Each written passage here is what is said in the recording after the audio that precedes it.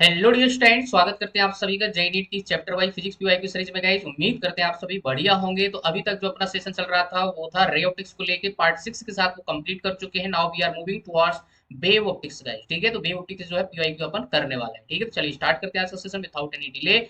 अगर आप चैनल में नए हो तो कर लीजिए सब्सक्राइब, ताकि सारे वीडियो आप तक पहुंच सके और आपकी प्रिपरेशन हमारी वीडियो हेल्प कर सके। ठीक है, ये वेव ऑप्टिक्स का पार्ट फर्स्ट होने वाला है। ओके, सो हमारे पास यहाँ पे जो फर्स्ट क्वेश्चन है that is a mixture of light consisting of wavelength 590 nanometre and unknown wavelength आपको बताया है, illuminates young double slit and gives rise to two overlapping interference pattern on the screen. The central maximum of both lights coincide. Further, it is observed that the third bright fringe of non-light coincide with the fourth bright fringe of the unknown light. From this data, the wavelength of the unknown light is okay. And this question is asked in AI EEE 2009. Option आपको दे रखे just to can सी। भाई इतनी भारी भरकम language देख के डर मत जाना यार, सिंपल सा क्वेश्चन है भाई। ठीक है, ओके, तो चलिए भाई समझते हैं। तो सबसे पहले बेटा यहाँ पे क्या होना चाहिए, आपको एक चीज मालूम होना चाहिए कि ब्राइटनेस की जो पोजीशन होती है on the screen that is equal to y nth लिख रहे हैं हम। ठीक है, एंथ ब्राइट फ्रिंजेस जो बनती है हमारे पास, y nth equal to n lambda capital D divide by small t. ठीक है, दिस इज द फार्मूला। अब यहाँ पे कैपिटल डी जो होता है ना, स्लिट और स्क्रीन के बीच का डिस्टेंस होता है, सेपरेशन होता है, और जो स्मॉल डी होता है that is the separation between the slits, lambda जो है वेवलेंथ, एन जो है नंबर ऑफ ब्राइट फ्रिंज है। ठीक है, अब यहाँ पे आपको दो ब्राइट फ्रिंज दे रखा है, एक नॉन वेवलेंथ वाली, एक नॉन वेवलेंथ वाली। ठीक है, सो अब यहाँ पे क्या करेंगे, हम इसको लगाएंगे तो हमारे पास क्या हो जाएगा, n one lambda one d, तो दोनों के लिए सेम रहेगा, स्मॉल डी भी दोनों के लिए सेम रहेगा, इक्वल टू। ठीक है, जहां पे कॉन्साइड करते हैं उनकी पोजीशन क्या रहेगी, सेम रहेगी सेंट्रल से। ठीक है, तो n one lambda one capital D divide small d equal to n two lambda two और capital D divide by small d. ठीक है, तो ये कैंसिल हो गया। बात समझ आ रही है? तो हमारे पास यहाँ पे रिजल्ट जो आ जाएगा, n one lambda one equal to n two lambda two. Clear है? अब ये रिजल्ट तुझे याद होता ना तो डायरेक्ट भी कर सकते थे, कोई बड़ी बात थोड़ी है भाई। ठीक है, एन वन एन टू की वैल्यू दे रखा है, लैम्डा वन दे रखा है, लैम्डा टू निकालना है भाई। ठीक है, तो हम यहाँ पे साइड में इसको कर देते बेटा। एन वन की वैल्यू कितनी है आपके पास, थर्ड दे रखा है, लैम्डा वन दे रखा है 590 नैनोमीटर में है, आंसर भी नैनोमीटर में आ रहा है, और इधर कितना हो जाएगा, फोर्थ मल्टीप्लाई आपका लैम्डा टू। ठीक है, अब इसको यहाँ से आप काट सकते हैं भाई, तो हमारे पास जो लैम्डा टू हो जाएगा ना भाई, थ्री मल्टीप्लाई यहाँ पे देखो बेटा कितना हो जाएगा, फोर वन जा, और यहाँ पे फोर फोर जा। बात समझ आ रही है? यहाँ पे आपके पास फोर फोर जा कितना हो जाएगा, 16, और यहाँ पे बचेगा आपका थ्री। आया समझ, 30 हो जाएगा, तो फोर सेवन जा 28 और पॉइंट फोर फाइव जा। ठीक है, तो ये हो जाएगा, और जब इसको सॉल्व करोगे ना तो हमारे पास जो आंसर आ जाएगा, अब यहाँ पे लैम्डा टू जो आ जाएगा ना, 3 मल्टीप्लाई 147.5 मल्टीप्लाई करेंगे तो आपके पास आ जाएगा 442.5 नैनोमीटर। क्लियर है गाइस? तो ये आपके पास यहाँ पे लैम्डा टू अननोन सोर्स की जो है वेवलेंथ निकल के आ जाएगी, दैट इज आपके पास second is the correct answer guys. ठीक है, सो आई होप आपको सोल्यूशन समझ आ गया। अब यहाँ पे हमारे पास जो नेक्स्ट क्वेश्चन है, पैराग्राफ टाइप का क्वेश्चन है भाई। अब यहाँ पे बोला हुआ है कि क्वेश्चन नंबर 2 से 4 are based on the following paragraph. अब यहाँ पे फर्स्ट क्वेश्चन है, इनिशियली आपको parallel cylindrical beam travels in a beam of refractive index दे रखा है आपको mu naught plus mu two I, where I जो है आपके पास इंटेंसिटी है, म्यू नॉट म्यू टू आपके पास क्या है, पॉजिटिव कांस्टेंट है, आई आपके पास इंटेंसिटी बता है लाइट की। Okay, the intensity of beam is decreasing with increasing radius. ठीक है, जैसे जैसे रेडियस आपकी बढ़ेगी तो आपके पास जो बीम की इंटेंसिटी वो डिक्रीज करेगी, ऐसा बोला है। फर्स्ट जो क्वेश्चन आपके पास सेकंड यहाँ पे, the initial shape of the wave front of the beam is okay, and this question is asked in 8th April 2010। Right, अब भाई ये जो क्वेश्चन है बेटा इसका थोड़ा सा सोल्यूशन समझ लो। स्टार्टिंग में जो है, अब देखो यहाँ पे एक चीज समझना, इनिशियल शेप पूछा है आपसे, इनिशियल शेप पूछा है, थोड़ी देर बाद मतलब अंदर जाके मीडियम के अंदर जाके नहीं पूछा गया है। ठीक है, अब यहाँ पे सिलिंड्रिकल शेप और वो भी पैरेलल आपके पास ऐसी बीम आ रही है बेटा, ऐसे। ठीक है, ऑलरेडी बताया जाता है कि जब आपके पास पैरेलल बीम आती है तो आपके पास जो वेव फ्रंट बनेंगे इनिशियली वो क्या बनेंगे आपके पास, यहाँ पे प्लेनर बनेंगे भाई। बात समझ आ रही है? कैसे बनेंगे आपके पास यहाँ पे प्लेनर बनेंगे, समझ रहे हैं कि नहीं? क्योंकि आपके पास प्रोपोगेटिंग, क्योंकि यहाँ पे propagation of wave and wave fronts एक दूसरे क्या होते हैं, 90 एंगल पे होते हैं। बात समझ आ रही है? तो आपके पास जो पहली कंडीशन दे रखा है, इनिशियल पैरेलल सिलिंड्रिकल बीम जो है ट्रेवल कर रही है, तो उसके हिसाब से जो initial shape of wave fronts of the beam होगा दैट इज प्लेनर भाई। ठीक है, तो इसका फर्स्ट ऑप्शन जाएगा। इनिशियल कंडीशन ना बता के वो मीडियम में अगर बात करता तो मीडियम में जैसे ही लाइट क्या करेगी, ये आपके पास पैरेलल सिलिंड्रिकल बीम ट्रेवल करेगी मीडियम में, तो उस केस में क्या होगा, लाइट जो है बेंड करेगी, उसके हिसाब से शेप जो इसका चेंज होगा, और शेप जो होगा ना बेटा वो कॉनकेव लाइव यहाँ पे बनना स्टार्ट हो जाएगा। क्लियर है? तो ये चीज हो सकता है, बट स्टार्टिंग में बात की है तो उसके हिसाब से हमारे पास प्लेनर होगा बेटा, तो एक बात हमेशा याद रखना। ठीक है, यहाँ पे हमारे पास जो थर्ड क्वेश्चन है पैराग्राफ का, that is the speed of light in the medium is. ठीक है, फर्स्ट में दे रखा है maximum on the axis of the beam, minimum on the axis of the beam, the same everywhere in the beam, directly proportional to the intensity I. ठीक है, तो ऐसा तो नहीं है यार, थर्ड और फोर्थ तो ऑप्शन होंगे क्या? बिल्कुल भी नहीं होंगे बेटा। ठीक है, क्योंकि स्पीड जो होती है लाइट की वो मीडियम पे डिपेंड करती है। ठीक है, तो थर्ड और फोर्थ आप एलिमिनेट कर सकते हो। अभी बताते हैं क्यों। ठीक है, ओके, सो यहाँ पे देखिए भाई, आपको यहाँ पे क्या दे रखा है, रिफ्रैक्टिव इंडेक्स की वैल्यू दे रखा है म्यू आई इक्वल टू आपके पास म्यू नॉट प्लस आपका म्यू टू इंटू आई। और स्पीड जो होती है बेटा, speed of light in the medium c divided by आपका म्यू। क्लियर है? तो हम यहाँ पे क्या पुट कर सकते हैं, सी डिवाइडेड बाई आपके पास mu naught plus mu two into I. Clear है? इंटेंसिटी जो होती है ना, अब अगर पॉइंट सोर्स होता है तो उसके लिए क्या होती है, I directly proportional to 1/r² होता है। अगर सिलिंड्रिकल बीम होती है तो उसके लिए क्या होता है, 1/r होता है। मतलब सीधी सी बात है, आर की क्या होता है, इनवर्सली प्रोपोर्शनल होगी इंटेंसिटी। अगर आर ज्यादा है तो इंटेंसिटी क्या होगी, कम होगी। अगर मान लीजिए मैं यहाँ पे सिलिंड्रिकल शेप ऐसे कंसीडर करता हूँ, तो ये इसकी एक्सिस होगी, तो एक्सिस पे इंटेंसिटी है ना, एक्सिस जैसे दूर जाओगे आर की वैल्यू बढ़ेगी, हमारे पास इंटेंसिटी क्या होगी, घटेगी। बात समझ आ रही है? तो एक्सिस पे इंटेंसिटी क्या होगी, ज्यादा होगी। आप ऐसे बोल सकते हो आई एक्सिस क्या होगी, हाई होगी। तो यहां से आप समझ सकते हो mu naught plus mu two into I. तो एक्सिस पे अगर इंटेंसिटी ज्यादा होगी तो ये overall mu naught plus mu two into I, ये ओवरऑल टर्म क्या होगा, हाई होगा। तो उस हिसाब से भी क्या हो जाएगा, कम हो जाएगा। बात समझ आ रही है? तो एक्सिस पे आपके पास भी जो है आपका मिनिमम होगा। बात समझ आ रही है? तो minimum on the axis of the beam आप बोल सकते हो भाई। तो आपके पास जो आंसर जाएगा दैट इज आपके पास second is the correct answer. यहाँ पे हमारे पास जो फोर्थ है पैराग्राफ का question, that is as the beam enters the medium it will. ठीक है, फर्स्ट में बोला जा रहा है travels as a cylindrical beam, diverge, converge, diverge near the axis and converge near the periphery. तो हमने आपको ऑलरेडी बताया भाई, हमने ऑलरेडी फर्स्ट क्वेश्चन में एक्सप्लेन किया था कि लाइट अगर मीडियम में जाएगी तो कन्वर्ज कर जाएगी बेटा। क्लियर? तो हमारे पास यहाँ पे थर्ड ऑप्शन जाएगा भाई। ठीक है, अरे ऑब्वियस सी बात है, मीडियम अगर डेंसर मीडियम में जा रही है तो लाइट क्या करेगी, कन्वर्ज करेगी, डाइवर्ज थोड़ी ना करेगी भाई साहब। ठीक है, तो हमारे पास थर्ड ऑप्शन इसका हो जाएगा। यहाँ पे हमारे पास जो फिफ्थ क्वेश्चन है, that is in a Young double slit experiment the two slits acts as a coherent sources of wave of equal amplitude A and wavelength आपको lambda दे रखा है। In another experiment with the same arrangement, the two slits are made to act as incoherent sources of waves of same amplitude and wavelength, right? If the intensity at the middle point of the screen in the first case is I1 and in the second case आपको I2 दे रखा है, then आपको बताना है ratio I1 divided by I2 is okay। Option आपको दे रखा है just to कैसे, and this question he asked in AI triple 2011। अभी डायरेक्ट रिजल्ट बेस्ड क्वेश्चन है, कोई बड़ी बात नहीं है। तो अगर यहाँ पे देखिए फर्स्ट कंडीशन के हिसाब से अगर बात करें तो two slits act as a coherent source of waves of equal amplitude दे रखा है एंड वेवलेंथ आपको लेमडा दे रखा है, राइट। सो भाई जब यहाँ पे इक्वल एम्पलीट्यूड है, और अगर इस पर्टिकुलर केस में बात करें कोहेरेंट सोर्स के केस में भाई साहब, ठीक है, तो भाई आपके पास यहाँ पे फेज डिफरेंस क्या होगा, सेंटर राइट पे जीरो होगा, और फेज डिफरेंस भी आपका क्या होगा, यहाँ पे जीरो होगा। ठीक है, तो एम्पलीट्यूड जो होगा ना, डायरेक्ट आप क्या कर सकते हो, क्योंकि एम्पलीट्यूड दोनों की क्या है, सेम है, तो एम्पलीट्यूड हमारे पास मैक्सिमम एम्पलीट्यूड की अगर बात करें तो क्या हो जाएगा, A1 प्लस आपका A2। दोनों एम्पलीट्यूड सेम है तो यहाँ पे 2A हो जाएगा। ठीक है, सो इंटेंसिटी जो होती है हमारे पास एम्पलीट्यूड के क्या होते हैं, स्क्वायर के डायरेक्टली प्रोपोर्शनल होता है। तो हमारे पास इंटेंसिटी जो हो जाएगी I1 that is equal to कितना हो जाएगा, 4A स्क्वायर फर्स्ट केस में। ठीक है, ये हमारे पास कोहेरेंट सोर्स की बात कर रहे हैं भाई साहब। ठीक है, कोहेरेंट सोर्स में हमारे पास क्या हो जाएगा, सीधा सीधा आपको क्या कर देना, intensity directly proportional to amplitude का स्क्वायर कर सकते हैं। लेकिन अगर वहीं पे बात करें इनकोहेरेंट की, तो इनकोहेरेंट में जो इंटेंसिटी होती है ना, वो क्या होती है, एल्जेब्रिक सम ऑफ इंटेंसिटी होती है। क्योंकि वहां पे क्या होता है ना, फिक्स पैटर्न नहीं बनता कि आपके पास कंस्ट्रक्टिव होगा डिस्ट्रक्टिव होगा, क्योंकि वहां पे जो है इंटेंसिटी चेंज हो रही होती है। ठीक है, तो हमारे पास यहाँ पे क्या करना है, जब भी आपसे इनकोहेरेंट सोर्स बोला जाए तो उस केस में आपको इंटेंसिटी का एल्जेब्रिक सम कर देना है। ठीक है, तो हमारे पास I1 प्लस I2, अब यहाँ पे क्या है, आपके पास एम्पलीट्यूड फिर से आपका सेम दे रखा है। ठीक है, तो हमारे पास क्या हो जाएगा, सीधा सीधा यहाँ पे A का स्क्वायर प्लस A1 का स्क्वायर प्लस A2 का स्क्वायर कर सकते हैं, बट एम्पलीट्यूड सेम है, तो हमारे पास A square plus A square, तो कितना हो जाएगा आपको, 2A स्क्वायर। क्लियर है? आयु की बात समझ आई होगी बेटा। इंटेंसिटी जो होती है एम्पलीट्यूड के स्क्वायर पे क्या होती है, डायरेक्टली प्रोपोर्शनल होती है। ठीक है, यहाँ पे I1 की जगह क्या लिखोगे, A1 स्क्वायर, I2 की जगह लिखोगे A2 स्क्वायर, बट यहाँ पे एम्पलीट्यूड सेम है तो सीधा सीधा A square plus A square, तो 2A स्क्वायर हो जाएगा। ठीक है, ये हमारे पास क्या हो जाएगा, आपके पास ये जो इंटेंसिटी है ना, इनको आप I1 डैश और I2 डैश बोल दो यार, क्योंकि हमारे पास ये इंटेंसिटी क्या हो जाएगी, I2 हो जाएगी। ठीक है, हमारे पास I1 मालूम है, I2 मालूम है यार, आंसर आ गया आपका। I1 डिवाइडेड बाई I2 कर दोगे तो कितना हो जाएगा बताओ, 4 डिवाइडेड बाई 2 है ना, A स्क्वायर तो वैसे भी कैंसिल हो जाएगा, तो 2 आंसर आ जाएगा भाई। आया समझ में? तो हमारे पास जो आंसर जाएगा that is third is the correct answer. Next हमारे पास सिक्स क्वेश्चन है स्टेटमेंट टाइप क्वेश्चन, और स्टेटमेंट टाइप क्वेश्चन बेटा छोड़ा मत करो यार, क्योंकि काफी इंपॉर्टेंट पार्ट होता है, फ्री में मार्क्स मिलते हैं, जस्ट आपको जो है थ्योरेटिकल अगर नॉलेज है तो।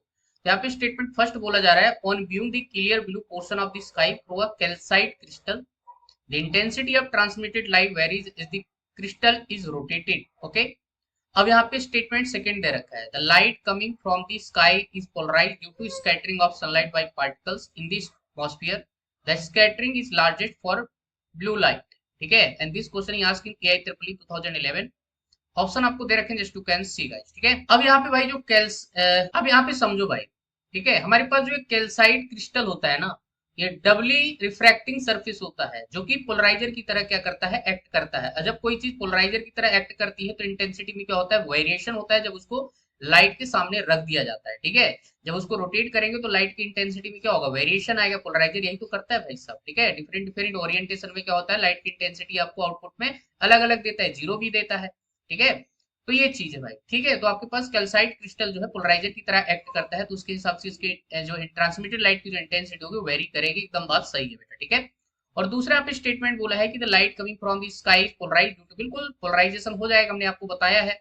ठीक है, due to scattering of the sunlight by particles in the atmosphere, the scattering is largest for the blue light, है ना। ये चीज आपको ऑलरेडी बताई जाती है कि भाई जब blue colour of sky due to scattering of light, ठीक है, ब्लू कलर का जो स्कैटरिंग है सबसे लार्जेस्ट होता है। ये प्रिज्म से भी आपको सिखाया जाता है। ठीक है, और यहाँ पे अगर समझना चाहे तो आप एक फार्मूला भी दिया जाता है, रेली फार्मूला, आई डायरेक्टली प्रोपोर्शनल क्या होता है, 1 डिवाइडेड बाई लैम्डा की पावर 4 से भी आप समझ सकते हो। क्लियर है, तो ये हमारे पास कॉन्सेप्ट आता है। तो इसके हिसाब से दोनों स्टेटमेंट सही है, और स्टेटमेंट सेकंड जो है फर्स्ट का सही एक्सप्लेनेशन भी कर रहा है। तो उसके हिसाब से हमारे पास जो ऑप्शन जाएगा दैट इज आपको यहाँ पे बेटा फोर्थ दिख रहा है। ठीक है, statement first is true, second is true, and second is correct explanation of the first, right. तो हमारे पास fourth is the correct answer. Okay, so हमारे पास यहाँ पे जो सेवेंथ क्वेश्चन है that is at 2 points P and Q on a screen in a young double slit experiment, waves from slit S1 and S2 have the path difference आपको दे रखा है आप 0 and lambda by 4 respectively. Okay, the ratio of intensities at P and Q will be, and this question is asked in AI EEE 2011। Option आपको दे रखे just to can see. Okay guys, चलिए समझते बेटा, है ना। सबसे पहले इंटेंसिटी का जो फार्मूला होता है, I इक्वल टू आपके पास होता है I1 प्लस I2 और प्लस आपके पास 2 square root of I1 I2, यहाँ पे cos डेल्टा फाइव। ठीक है, cos डेल्टा फाइव है, जस्ट फाइव भी लिख सकते हैं आप। ठीक है, ये हो जाएगा। अब यहाँ पे भाई आप समझ सकते हैं, जब कुछ भी नहीं बोला गया तो इंटेंसिटी आप सेम मान लीजिए, तो I1 equal to I2 equal to आप यहाँ पे I0 कंसिडर कर लीजिए बेटा। क्लियर है। अब ये पॉइंट दे रखे P and Q, वहां पे पाथ डिफरेंस कितने आ रहे हैं, 0 एंड लैम्डा बाई 4। ठीक है, सो अब थोड़ा सा जो है सिंप्लीफाई इसको कर लीजिएगा, रिजल्ट याद है तो बहुत अच्छी बात है यार, है ना। तो यहाँ पे अगर ये वैल्यू सब्स्टिट्यूट करेंगे तो आई इक्वल टू कितना हो जाएगा, यहाँ पे I0 प्लस I0 तो हो जाएगा 2I0, और प्लस यहाँ पे क्या हो जाएगा 2 इंटू स्क्वायर रूट I0 का स्क्वायर हो जाएगा, तो यहाँ पे 2I0 हो जाएगा इंटू कॉस डेल्टा फाइव। ठीक है, ये हो जाएगा 2I0 कॉमन आ जाएगा, अंदर बचेगा 1 प्लस cos delta phi. Now trigonometry का आइडेंटिटी यूज करेंगे, 1 प्लस कॉस 2 थीटा, 1 प्लस कॉस 2 थीटा इक्वल टू होता है 2 कॉस स्क्वायर थीटा। ठीक है, बट यहाँ पे क्या है, डेल्टा फाइव है, तो यहाँ पे डेल्टा फाइव बाई 2 हो जाएगा। ठीक है, तो हम यहाँ पे क्या लिखेंगे, आई इक्वल टू 2I0 और मल्टीप्लाई 2, और यहाँ पे हो जाएगा cos square delta phi divided by 2। Clear है, आइडेंटिटी हमने कौन सी यूज की, 1 प्लस कॉस 2 थीटा इक्वल टू होता है आपके पास यहाँ पे 2 कॉस स्क्वायर थीटा। अगर यहाँ पे थीटा है तो यहाँ पे थीटा बाई 2 लिख देते हैं, तो वही चीज हमने यहाँ पे कर दिया। तो हमारे पास ये फार्मूला आ गया भाई साहब। ठीक है, आई इक्वल टू, तो इस फार्मूले को अगर याद रखते तो बहुत अच्छी बात है, नहीं याद है तो आप निकाल सकते बेटा। चलिए, तो ये हमारे पास यहाँ पे फार्मूला निकल के आ जाता है। इसको थोड़ा और सिंप्लीफाई करेंगे तो 4I0 cos square delta phi divided by 2। Clear है, तो ये फार्मूला हमारे पास यहाँ पे निकल के आ जाएगा। ठीक है, अब यहाँ पे जो भी कंडीशन दे रखा है तो उसी के अकॉर्डिंग अपन देखेंगे। हमारे पास फेज डिफरेंस है, फेज डिफरेंस और पाथ डिफरेंस के बीच का आपको रिलेशन मालूम है, डेल्टा फाइव इक्वल टू होता है 2 pi by lambda into delta x. Clear, की वैल्यू सब्स्टिट्यूट करेंगे तो that will get our answer. तो यहाँ पे सबसे पहले अपन यहाँ पे लिखेंगे I1 इक्वल टू आपके पास हो जाएगा 4I0, और यहाँ पे क्या आ जाएगा, सीधा सीधा 1 हो जाएगा। समझ रहे कि नहीं, cos square delta five divide by 2, तो आपके पास यहाँ पे डेल्टा फाइव और यहाँ पे डेल्टा एक्स अगर 0 है तो डेल्टा फाइव भी क्या हो जाएगा, 0 हो जाएगा। ठीक है, तो फर्स्ट केस में आपके पास जस्ट इंटेंसिटी जो आ जाएगी दैट इज 4I0। ठीक है, कौन से पॉइंट पे, P पॉइंट पे भाई साहब। ठीक है, आप इसको IP लिख सकते हैं। नेक्स्ट हमारे पास अगर IQ की बात करते हैं तो IQ इक्वल टू क्या हो जाएगा, 4I0 cos square delta five की जगह हम क्या लिखेंगे, 2 पाई divided by lambda into delta x, और पहले से एक 2 भी था। आया समझ? पाथ डिफरेंस कितना दे रखा है, लैम्डा बाई 4, तो यहाँ पे हो जाएगा 4i0। क्लियर है, 4i0। और यहाँ पे हो जाएगा कॉस स्क्वायर, और मल्टीप्लाई यहाँ पे क्या हो जाएगा, 2 ने 2 को तो बल्ले बल्ले कर दिया बेटा, ठीक है। और यहाँ पे हो जाएगा पाई बाई लैम्डा, और डेल्टा एक्स की वैल्यू लैम्डा बाई 4। समझ रहे हैं ना, लैम्डा ने लैम्डा को मार दिया। और आपको पाई बाई 4 की वैल्यू मालूम होना चाहिए, कितना होता है 45 डिग्री, है ना। पाई बाई 4 मतलब 45 डिग्री, और cos 45 कितना होता है 1/√2। अब स्क्वायर लगा हुआ है, तो स्क्वायर लगा हुआ है तो 1/√2 का स्क्वायर करेंगे तो क्या आ जाएगा, जस्ट 1/2 आ जाएगा। तो 4i0 मल्टीप्लाई 1/2, तो आपके पास यहाँ पे 2i0 आ जाएगा, ठीक है। तो ये हमारे पास आई क्यू आ जाएगा। Now we are going to find I P divided by I Q ratio, ठीक है। तो 4i0 divided by 2i0, I not ने आई नॉट को उड़ा दिया तो आंसर आ जाएगा। क्लियर है, तो हमारे पास जो आंसर हो जाएगा 2:1 हो जाएगा गाइस, ये हमारे पास क्या हो जाएगा। तो इस पर्टिकुलर क्वेश्चन का जो आंसर जाता है that is third is the correct answer. Okay, so now our next question is in a Young double slit experiment one of the slit is wider than other so that the amplitude of the light from one slit is double of that from the other slit. Okay, if im be the maximum intensity, the resultant intensity I when they interfere at phase difference phi is given by, and this question he asked me 2012। Option आपको दे रखे हैं just you can see guys. तो भाई काफी interesting question है यार, ठीक है। तो चलिए भाई देखते हैं, थोड़ा सा यहाँ पे जो भी डाटा दिया है उसको अपन समझते हैं। तो हमारे पास मान लीजिए स्टार्टिंग में एम्पलीट्यूड A1 है, ठीक है, और इसकी वैल्यू अपन मान लेते हैं A, राइट। और यहाँ पे जो A2 होगा ना that is 2 times of A1, तो यहाँ पे हो जाएगा 2 टाइम्स ऑफ A लिख सकते हैं, ठीक है।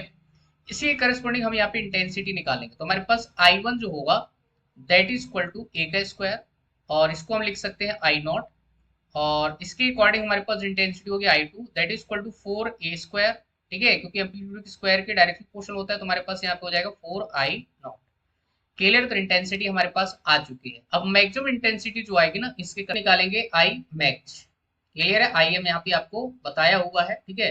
अब यहाँ पे इंटेंसिटी का जो फार्मूला होता है आई नेट का दैट इज इक्वल टू कितना होता है I1 प्लस आपका I2 plus 2 square root of I1 I2 हमने ऊपर अभी बताया है आपको, और into cos five, delta five भी लिख सकते हैं, फिर डायरेक्ट आप फाइव लिख सकते हो, ठीक है। तो ये हमारे पास फार्मूला होता है।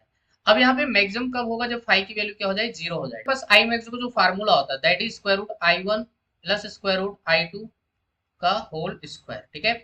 ये आता है कैसे, इसको जब सॉल्व करेंगे ना cos फाइव की वैल्यू यहाँ पे क्या लिख देंगे, 1 लिख देंगे, ठीक है। फाइव 0 रखेंगे तो cos फाइव क्या हो जाएगा आपके पास 1 हो जाएगा, ठीक है। आइडेंटिटी लगाएंगे a प्लस बी का होल स्क्वायर, तो आपके पास यहाँ पे बन जाएगा आई जो आएगा I net I1 plus I2 plus 2 square root I1 I2, ठीक है। मैक्सिमम इंटेंसिटी का फार्मूला ये आता है, मिनिमम होता है तो यहाँ पे जस्ट माइनस हो जाता है, ठीक है।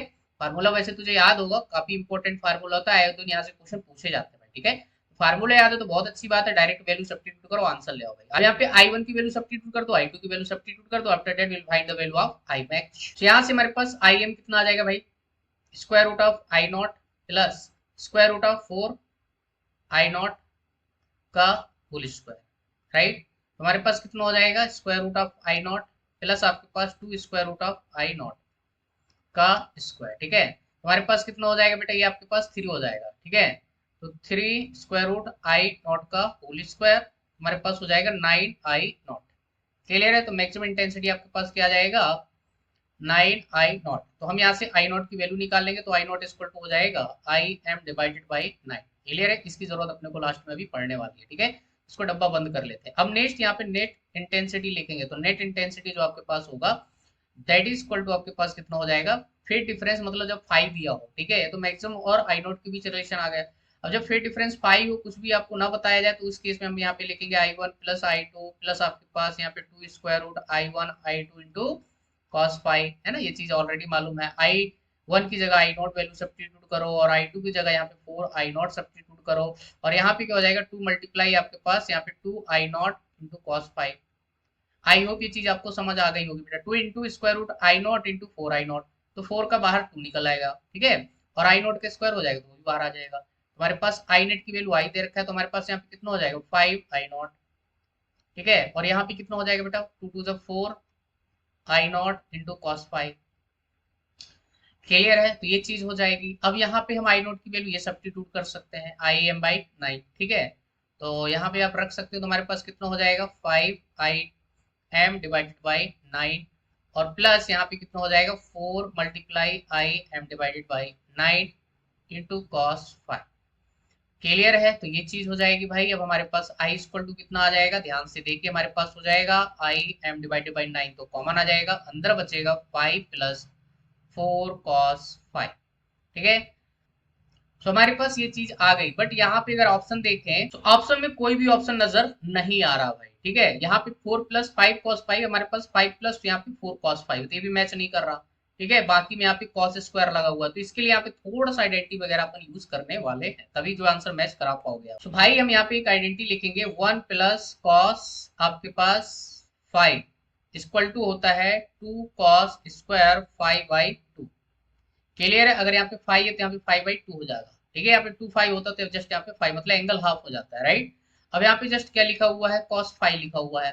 ठीक है, तो इसको 1 को इधर भगा दो, तो cos 5 इक्वल टू हो जाएगा 2 cos² और यहाँ पे 5/2 और ये -1।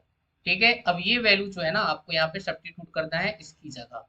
क्लियर है, after that you will get your answer. अब ये वैल्यू हम यहाँ पे सब्स्टिट्यूट करेंगे, तो आई इक्वल टू आपके पास आई एम डिवाइडेड बाई 9 और यहाँ पे 5 और आपके पास प्लस, और यहाँ पे क्या हो जाएगा, ध्यान से देखिए, वैल्यू यहाँ पे सब्स्टिट्यूट करोगे तो 4 2 8 cos² 5/2 और यहाँ पे माइनस कितना हो जाएगा आपके पास 4 हो जाएगा। क्लियर है, तो हमारे पास कितना आ जाएगा, I equal to I m divided by 9 और +5 -4, तो कितना हो जाएगा, जस्ट 1 हो जाएगा प्लस का, और यहाँ पे 8 cos² 5/2। क्लियर है, तो ये हमारे पास इंटेंसिटी आ जाएगी। काफी जोरदार क्वेश्चन था भाई। क्लियर है, तो देख सकते हैं अभी जो है आपको ऑप्शन मैच कर जाएगा। Okay guys, just you can see आपके पास यहाँ पे थर्ड जो है करेक्ट आंसर हो जाएगा। अब यहाँ पे हमारे पास जो नेक्स्ट क्वेश्चन है, that is a beam of unpolarised light of intensity I not they रखा है, is pass through a Polaroid A and then through another polarized B which is oriented so that its principal plane makes an angle, आपको दे रखा है 45 degree relative to that of the A. The intensity of the emergent light is okay, and this question is asked in JEE 2013. Option आपको दे रखे हैं, just you can see guys. चलिए समझते बेटे इसका सॉल्यूशन। ठीक है, यहाँ पे एक रेफरेंस लाइन ऐसे बना देते हैं, ये हमारे पास, और यहाँ पे एक पोलराइजर ऐसे रखा हुआ है बेटा समझने के लिए। ठीक है, और इसकी पास एक्सिस ये है। ठीक है, ये हमारे पास पोलराइजर फर्स्ट। ठीक है, यहाँ से इंटेंसिटी आपके पास एक अनपोलराइज लाइट जो है यहाँ पे जो है ऐसे इस पे जा रही है। ठीक है, अनपोलराइज लाइट आपको समझ आना चाहिए बेटा। ठीक है, PYQ देखो वही बंदा कर सकता है जिसको जो है सारे कॉन्सेप्ट जो है पढ़े हुए हैं। ठीक है, तो अनपोलराइज लाइट की इंटेंसिटी क्या है, आई नॉट।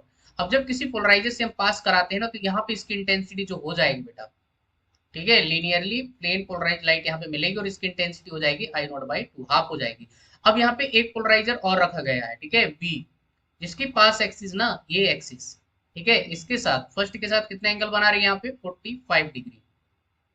क्लियर है, तो यहाँ पे इंटेंसिटी क्या मिलेगी, मान लो यहाँ पे I1 है, तो यही अपने को यहाँ पे कैलकुलेट करना है। ठीक है, तो यहाँ पे मालूस लो लगाएंगे, हमारे पास I1 जो आएगा ना बेटा, वो क्या हो जाएगा I नॉट बाई 2, यहाँ की इंटेंसिटी I नॉट बाई 2 और इंटू आपके पास हो जाएगा cos² आपके पास 5 और यहाँ पे कितना दे रखा है थीटा 5 जो भी है 45 डिग्री। क्लियर है, तो हमारे पास कितना हो जाएगा I not by 2 into cos² 45 की वैल्यू होती है 1/√2, 1/√2 का स्क्वायर करेंगे तो 1/2, that is equal to I naught by आपके पास 4 आ जाएगा। दिस इज, यही हमारे पास I1 हो जाएगी, इमरजेंट जो है आपके पास क्या हो जाएगी, इंटेंसिटी हो जाएगी गाइस। ठीक है, तो इस पर्टिकुलर क्वेश्चन का जो आंसर जाएगा that is third is the correct answer guys. ठीक है, सो आई होप आपको सॉल्यूशन समझ। अब यहाँ पे हमारे पास जो next question that is two coherent point sources, आपको S1 S2 दे रखा है, are separated by a small distance d, S1 figure बताया है, the fringes obtained on the screen will be okay, and this question you asked in JEE 2013। Option आपको दे रखे just to can see that. अब ये रटा रटाया question है भाई, यहाँ पे जो आपके पास देखो, यहाँ से लाइट ऐसे जाएगी, ठीक है, और यहाँ से भी लाइट ऐसे जाएगी और ये जो है आपस में क्या करेंगे, इंटरफेरेंस करेंगे, तो यहाँ पे जो आपके पास फ्रिंजेस बनती है भाई, वो कंसेंट्रिक सर्कल बनती है। रटा रटाया क्वेश्चन है भाई, बात समझ आ रही है, यहाँ पे आपके पास कंसेंट्रिक सर्कल बनते हैं, तो आपके पास यहाँ पे जो ऑप्शन जाएगा दैट इज आपका fourth is the correct answer. Clear है, और चीजें हमसे नहीं पूछा गया, नहीं बाकी चीजें भी निकाल सकते हैं, पाथ डिफरेंस वगैरह जो भी कितना होगा, है ना, तो ये भी आपका यहाँ पे निकाल सकते हैं। बात समझ आ रही है, पाथ डिफरेंस जो होगा ये आपके पास यहाँ पे हो जाएगा। स्लिट के बीच का सेपरेशन आपके पास दे ही रखा है, तो आपके पास d cos थीटा आ जाएगा जस्ट। ठीक है, पाथ डिफरेंस डेल्टा x के लिए, तो ये भी आप निकाल सकते हो, बशर्ते आपसे यहाँ पे क्या जस्ट आपसे शेप पूछा गया है, तो यहाँ पे जब भी ऐसे रखे जाए तो आपका यहाँ पे जो शेप बनता है दैट इज कंसेंट्रिक सर्कल। कभी कभी एक सोर्स बनाता है दूसरा मिरर रख देता है, तो बेटा दूसरा सोर्स आपके पास मिरर इमेज से बन जाएगा, तो ऐसे भी दिमाग से वो खिलता है, ऑलरेडी क्वेश्चन पूछा गया है। ठीक है, तो यहाँ पे आंसर आपका फोर्थ हो जाएगा। तो आई होप गाइस सारे क्वेश्चन के सोल्यूशन आपको अच्छे समझ आए होंगे। तो हमने यहाँ पे टोटल 10 क्वेश्चन डिस्कशन किए हुए हैं। ठीक है, सो ये था आज का डिस्कशन गाइस। तो चलिए फिर मिलते हैं आपको नेक्स्ट वीडियो, तब तक के लिए thank you, good luck to all. Video अच्छा लगे तो लाइक करना, चैनल को सब्सक्राइब जरूर कर देना, ताकि सारे वीडियो आप तक पहुंच सके और आपकी प्रिपरेशन में बेहतरीन तरीके से जो है आपकी हेल्प कर सके। ठीक है, चलिए ओके।